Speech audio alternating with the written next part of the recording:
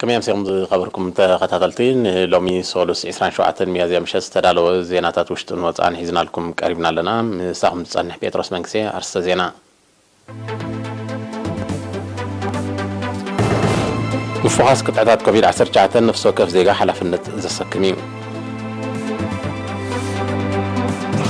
ابي نوزوا نقفا من حدار كابي اقرع الرهيان تحت قرص حرشان يسرح له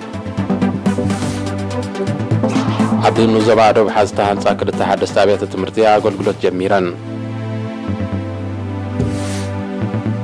أوروبا حبرت نكوبانيا مفرى مدهانة أسترازينيكا كسيسو غواتيمالا أمريكان حدش حبرا وحيل أمام كل خال دوبات كوقما تسمامين عبد كل تشن عسران درجة على مشت أزوار بأساس 300 كم زو السخاء تقليتون عبد هاجرنا بمخنيات سقات لبرا كورونا فيروس تقاريط تصنحي نتفتاتن أقولقلوتاتن بمدرخو يفاقس كم زو الله زفلتيو إذن أي مفوقاس قطعات كوفيد 19 سقوم تدمان لنفسه كف زيغا حلاف النزل كم سلازقنا عبد كل بحافشة عبتن تخفيتان زلوات كالات دما بغندو موداي ماسكن محبرا ومرحة حاقن بتبقي كتقبري قباء مزعبا زي وكيل إيرينا يوناتاني عبيو بملكة زينا وتصاب زدادو وتحستر له ميكال حدقو كأربعين نحن نسقان دحر غيركا نعخان نتي مساعات زلون تكلاخل الله قمت ممرحي منسترت عنا زلو زلو إدنا نحصاب ماسك نقبر رحقتنا نحلل لنا بت منسترت عنا منغستي زوصو اواج بو تقتيلو كل سب خير كم زلو تي تغمي نعنا حساب زخونه مخاني كمزي كساب حجي خيرنا يا صنحنا طبوق اكايدا بدرجه حجر كومون تراخن قصل كنا خاني تي تكبار وصي دلو بغبو كغبر سلازلو نتي توهيبنا دلو عدل بغبو خاخن تقوملو خاخن كلالنا بحالايا انا مالتي ماسك خنغبر ريقات كنحلو ببزلنا كنكيتكم زلنا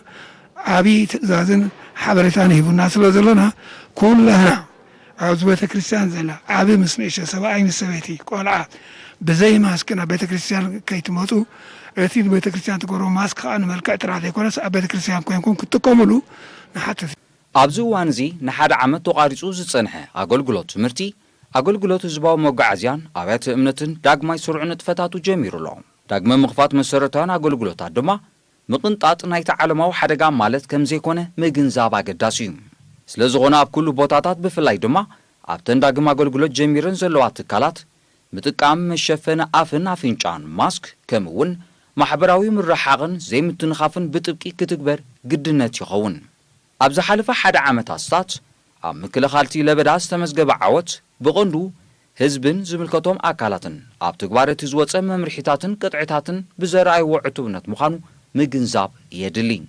تمكرو حيالو هاقرات كم زنطرو دعر مفوغاس قداتات زر الشرلتنت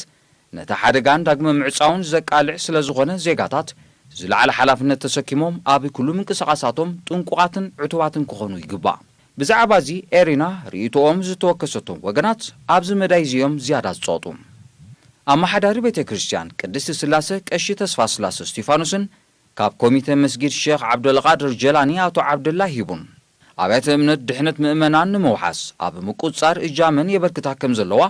انتقونا جن اتي كند حلافنة ناي نفس وكف زيقا سلازغونه مؤمنان أب تكبار نايتهم قطعتاتن ممرحيتاتن كتحبابرو أتحساسيبهم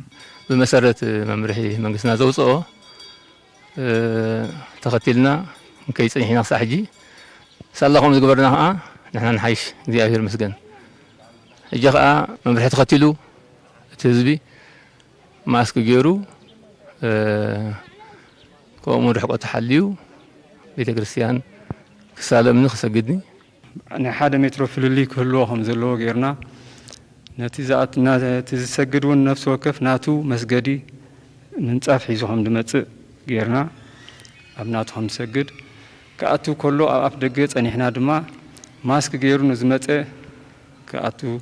ماسك كي حزن زمص ها ماسك نحنا ادالينا ماسك نفس وكف سب ندعدلنا نت زيبلو كاتو كلون سانيتايزر الكول حزنا أبيدهم دان تجنا كأتوهم دلهم بأجباب تفناتهم كسجدهم زلهم غيرنا بهم زي حزنا لنا في الله يقول عد انت زي موتو يمكر مخنياتو ندحنتهم قبل مالتي ابز مسموتو هاني نحنا نغبرو انتاي غوزغاس اب نفس وقف مسجاد دما انتاي حغبركم زلوها غوزغاس نغبر علينا حلافي اغلغلوت مغعزيا كوباني حارات زوبا ماكل منسي ابراهام فسا غرغش بوغنو ህዝቢ ካብን ናብን ኣብ ዝገብሮ ጉዕዞ ማስክ ክጥቀም ርሕቀቱ ክሕሉ ምትንኻፍ ከወግድን ውልቃው ጽሬት ከዘውትርን ኣገዳስነቱ ዕዙዝ ምዃኑ ብምጥቃስ ብፍላይ ኣብ ምውፋር ኣውቶቡሳት ዝረአ ስርዓት ዘይምሕላው ጠንቂ ምልባዕ ኮሮና ቫይረስ ክኸውን ስለ ዝኽእል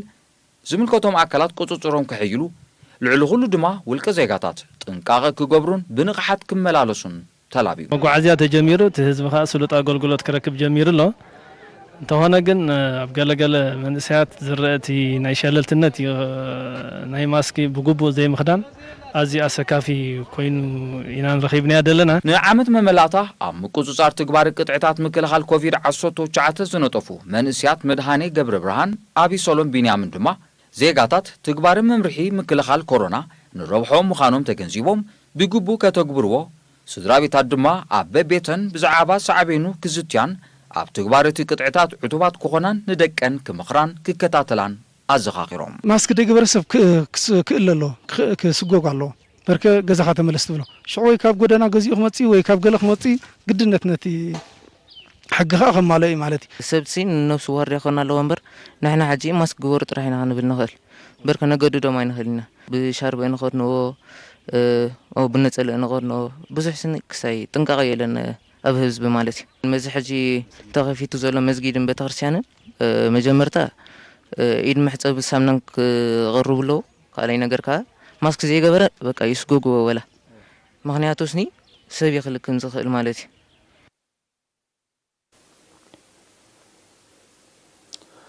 ኣብ ንዞባ ናቕፋ ነበርቲ ምምሕዳር ከባቢ ኣግራዕ ንስተማይ ሰብን ጥሪትን ተገልግሎም ራህያ ይሃንፅለው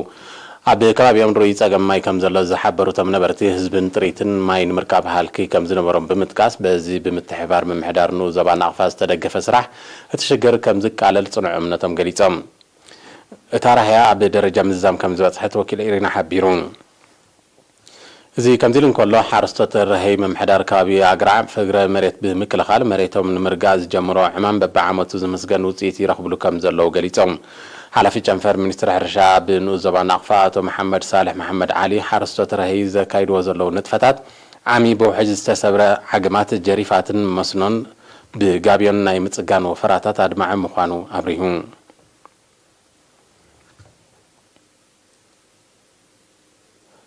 ሃገራዊ ኮንፈደሬሽን ሰራሕተኛታት ኤርትራ ባሕቲ ግንቦት ኣህጉራዊ መዓልቲ ሰራሕተኛታት 2021 ብልምዓት ንምዝካር ብዘውፅኦ መደብ መሰረት ኣብ ከተማ ባፅዕ ተደኪነን ኣብ ዝርከባ ትካላት ዝነጥፉ ሰራሕተኛታት ወፈራታት ልምዓት ኣሰላሲሎም ኣብቲ ካብ 18 ክሳብ 25 ሚያዝያ ዝተዓመ ማእተታዊ ስራሕ ልዕሊ 1,000 ሰራሕተኛታት በዓል መዚ ወደብ ፋብሪካ ሲሚንቶ ገደም መፍረጨው ሳሊና ሓይሊ ኤሌክትሪክ ሕርጊጎ ፋብሪካ ፕላስቲክ ኤርትራ ፋብሪካ ፕላስቲክ ኮሙንታኒካን ከምኡን ማዕከል ስልጠና ሰራሕተኛታትን ሆቴል ቀይሕ ባሕርን ተሳቲፎም ነቲ መደብ ድማ ኣብ ቀጽሪ ትካላት መቃብር ሓርበኛታት እምኩልን መቃብር ሰማዕታት ሳሊናን ንግራብን ምኹስኳስን ኣግራብ ዘጠቓለለ ንጥፈታት ተኻይዱ ኣብ ድሮ ጽምብል መበል 30 ዓመት በዓል ናጽነት ኤርትራ ብምኽንያት ባሕቲ ግንቦት ኩሉ ሰራሕተኛ ዝሳተፎ መደባት ልምዓት ምውዳቡ ፍሉይ ትርጉም ከም ዘለዎ ዝጠቐሱ ተሳተፍቲ ኣብዚ ታሪኻዊ ዕዮ ብምስታፎም ሓበን ከም ዝስምዖም ሓቢሮም ሓላፊ ሃገራዊ ኮንፈደሬሽን ሰራሕተኛታት ኤርትራ ኣብ ዞባ ሰሜናዊ ቀይሕ ባሕሪ ኣቶ ሃብተ ማርያም ተስፋ ሚካኤል ብወገኑ እቲ ኣብ ከተማ ባፅዕ ዝተኻየደ ንጥፈታት ውሁድን ኣድማዕን ምንባሩ ብምጥቃስ ንኩሎም ኣብቲ ንጥፈት ዝተዋስኡ ኣካላት መጊሱ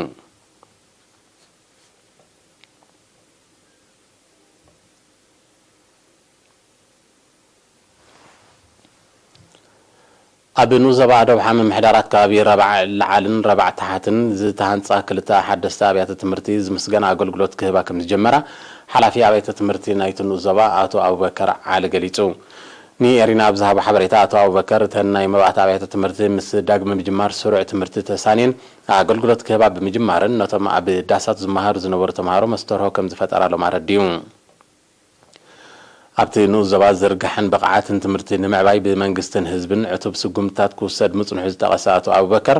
ኩለን ኣብያተ ትምህርቲ ሓውሲ ኣሕደርቲ ብምዃንን ኣብ መስርሕ ምምሃርን ምስትምሃርን ዓብዪ ኣስተዋፅኦ ይገብራ ከም ዘለዎ ኣገንዚቡ ኣብ መወዳእታ ኣቶ ኣቡበከር ህዝቢ ከምቲ ኣብ ምህናፅተን ኣብያተ ትምህርቲ ዘርኣየ ልዑል ተሳታፍነት ተሪፍዎን ዘሎ ነገራት ኣብ ምምላእን ደቁ ናብ ማኣዲ ትምህርቲ ኣብ ምልኣኽን ኣበርቲዑ ክሰርሕ ተላብዩ ኣብ ዞባ ደብሓ ካብ መዋእለ ህፃናት ክሳብ ካልኣይ ደረጃ ዘምህራ 6 ኣብያተ ትምህርቲ ክህልዋ እንከለዋ ብጠቕላላ እስታት 695 ተምሃሮ ኣለውዎን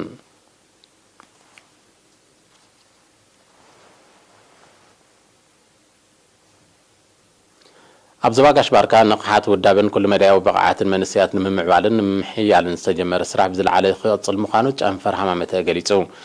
ንጥፈታት ጨንፈር ንምግምጋም ኣብ ዝተኻየደ ኣኼባ ሓላፊ ውዳብን ፖለቲካን ኣቶ ማርቆስ ግርማጼን ኣወዳድባ ማሕበር ክሳብ ምምሕዳራት ከባቢ ብምውራድ ዝተወጠኑ ሸተታት ንምውቃዕ መንስያት ነፍሶም ዘማዕብልሉ ዕድላት ንምፍጣር ክካየድ ዝጸንሐ ጻዕሪ ጽቡቕ ውፅኢት ከም ተረኽቦ ብሪሁ ኣብ 2020 መንስያት በብከባቢኦም ተወዲቦም ንቕሓት ሕብረተሰብ ክባብ ምባል ከምኡውን ትግባረ ቀጥታታት ምክልኻል ኮሮና ቫይረስ ኣብ ምክትታልን ንዝተጸገሙ ኣብ ምሕጋዝን ዘበርክትዎ ግደ መርኣያ ናይቲ ንሓፋሽ ንምግልጋል ዘለዎም ተወፋይነት ምዃኑ ኣረዲዩ ምሕያል ደቂ ኣንስትዮ ምድንፋዕ ውዳበ መንስያት ኣብ ምምሕዳራት ከባቢ ከምኡውን ምሕያል ውዳበ መንስያት ሰራሕተኛታት ካብቶም ልዑል ኣተኮሮ ዝወሃቦም ናይ መጻኢ መደባት ምዃኖም ዝጠቐሰ ኣቶ ማርቆስ መሻርክቲ ኣካላት መንግስቲ ኣበርክቶም ክዕዙ ዝጸዊዑ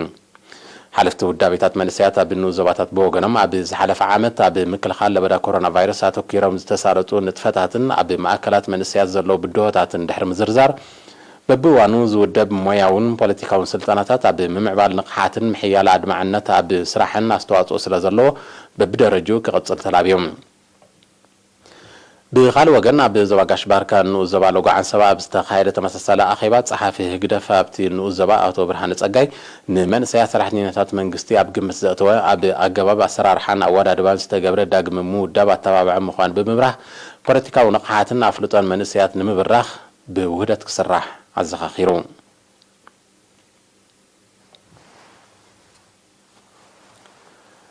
ዝኸበርኩም ተኸታተልቲ ድሕሪ ዝሓጻር መሰጋገሪ ታህጉራዊ ዜናታት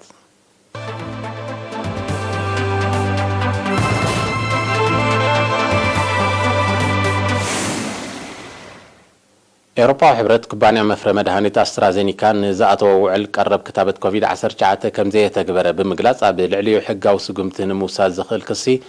ከም ዝመስረተ ኣፍሊጡ ኮሚሽን ኤውሮፓዊ ሕብረት ኣብ ዝሃቦ መግለጺ እቲ ስጉምቲ ኩለን ኣባላት ሕብረት ብዝበጽሖ ስምምዕ መሰረት ከም ተወስደ ገሊጹ ኣሎ ኣብ ቀዳማይ ረብዒ ናይዚ ዓመት እዚ ኤውሮፓዊ ሕብረት ኣስታት 30 ሚልዮን ብልቃጥ ክታበት ኮቪድ-19 ካብቲ ኩባንያ ከም ተረከበ ዝጠቐሰ ኮሚሽን ኤውሮፓዊ ሕብረት እዚ ካብቲ ዝተኣተወ ውዕል ኣስታት 40 ሚእታዊ ጥራይ ምዃኑ ኣነጺሩ ብዘይካዚ ኣብ ካልኣይ ርብዒ ናይዚ ዓመት እዚ እቲ ኩባንያ ኣስታት 70 ሚልዮን ብልቃጥ ከረክብ ትፅቢት ከም ዝግበር ዝሓበረት ኮሚሽን እዚ ድማ ካብቲ ዝተኣተወ ውዕል ኣስታት 60 ሚእታዊ ጥራይ ምዃኑ ይሓቢሩ ዘሎ ኤውሮፓ ሕብረት ኣብ ውሽጢ ኣባል ሃገራት ንዝተሰርሐ ክታበት ንዝግበር ሰደድ መሓንቆታት ገይሩሉ ከም ዘሎ ዝሕብሩ ጸብጻባት እዚ ድማ እቲ ሕብረት ነቲ ብኩባንያታት ኣህጉር ዝማዕበለ ክታበት ንምብሓት ዘካይዶ ዘሎ ምዃኑ እዮም ኬላታት ተዓውዲ ዝገልጹ ዘለዉ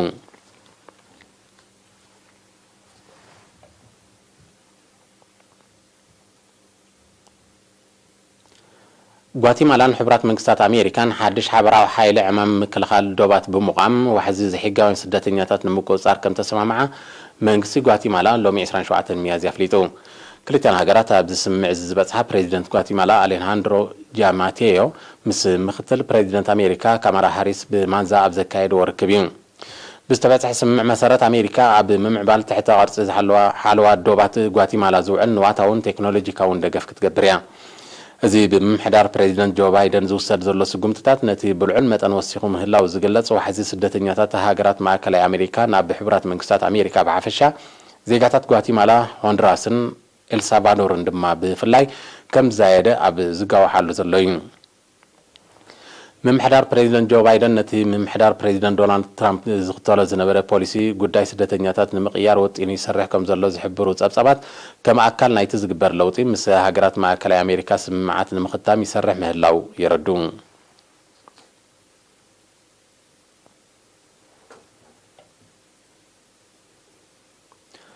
ኣብ 2020 ደረጃ ዓለም መሸጣ ኣጽዋር ብኣስታት 300 ሚእታዊት ከም ዝወሰኸ ኣብ ስቶክሆልም ሽወደን ዝመደበሩ ትካል መጽናዕቲ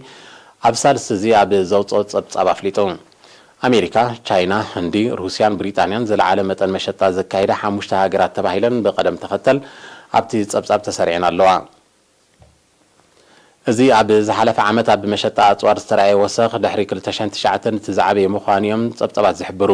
ኣሜሪካ 33 ሚታዊት ቻይና ድማ 13 ሚታዊት ናይቲ መሸጣ ከም ዝሕዛ እቲ ጸብጸባ ነጺሩ ብመሰረት ጸብጸብ ኣሜሪካ ኣብ 2020 ወተሃደራዊ መዓላታት ዘውጽኣቶ መጠን ገንዘብ 778 ቢልዮን ዶላር ቻይና ድማ 252 ቢልዮን ዶላር ከም ዝበጽሕ ተፈሊጡ ኣብ ማሕበር ቁጠባዊ መነባብሮ ህዝቢ ዓለም ከቢድ ቅልውላው ፈጢሩ ዘሎ ለበዳ ኮሮና ቫይረስ ንሸመተን ምምዕባልን ኣጽዋር ባሉታ ከም ዘይጸለዎ እዩ ክግለጽ ጸኒሑ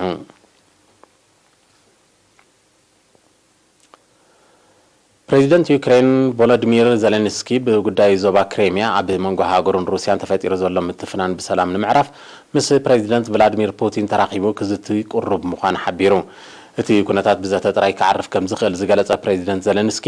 ክልቲአን ሃገራት ስምዕ ምቁራጽ ተኽሲ ክገብራ ከም ዝግባእ ብ26 ሚያዝያ ኣረዲዩ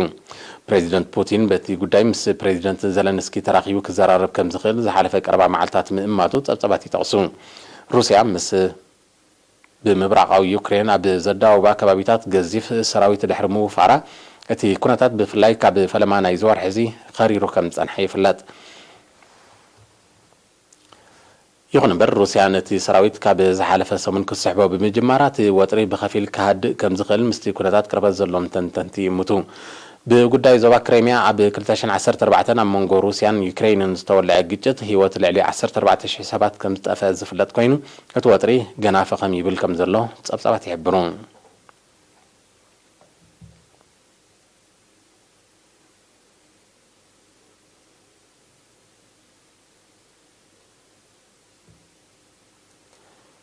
ምስ ሽበራዊ ጉጅለ ዳዕሽ ምትሕሓዝ ዘለዎም ዕጡቓት ትማል 26 ሚያዝያ ኣብ ሰሜናዊ ናይጄርያ ኣብ ልዕሊ ዝርከብ ወተሃደራዊ መደበር ብዘካየዱ መጥቃዕቲ 31 ወተሃደራት መንግስቲ ከም ተቐትሉ ተገሊጹ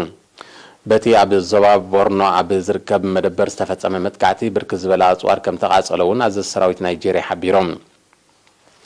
እቲ መጥቃዕቲ ኣብዚ ዓመት እዚ ኣብ ልዕሊ ሰራዊት ናይጄርያ ካብ ዝተኻየደ ስርሒት ዝዓበየ ሰብኣዊ ክሳራ ዘወረደ ኮይኑ ኣሎ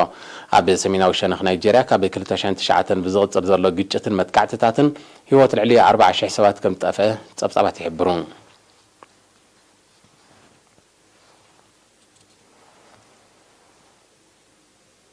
መንግስቲ ቱርኪ ለበዳ ኮቪድ-19 ምግታእ ህዝቢ ካብ ዝመጽ 29 ሚያዝያ ካብ ገዝኡ ከይወፅእ ትእዛዝ ኣመሓላሊፉ እቲ መንግስቲ ነዚ ስጉምቲ ዝወስድ ዘሎ ኣብ ሃገሩ ኣብ ዝሓለፈ 24 ሰዓታት ጥራይ ልዕሊ 37,000 ሓድሽ መልከፍቲ ከም ተመዝገበ ድሕሪ ምቁልሕ እዩ እቲ ያሬታ እቲ ስጉምቲ ክሳብ 17 ግንቦት ክጸንዕ ምዃኑ ፕሬዚደንት ጠይብ ኤርዶጋን ትማል 26 ሚያዝያ ኣብ ዝሃቦ ጋዜጣዊ መግለጺ ኣፍሊጡሎ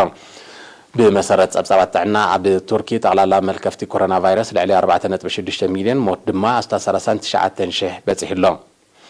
መንግስቲ ቱርኪ ከም ኣካልቲ ኮሮና ቫይረስ መቆጻር ዝወስዶ ዘሎ ስጉምትታት ካብ ቻይና ዝጠለቦ 100 ሚልዮን ብልቃጥ ክታበት ሲኖቫክ ክቀላጠፍ ጸዊዕሎ ዝኸበርኩም ተኸታተልቲ ንሎም 27 ሚያዝያ 2021 ምሸት ዝተዳለወ ዜናዊ መሰናድኦ ኣብዚ ተዛዚሙሎ مشاهد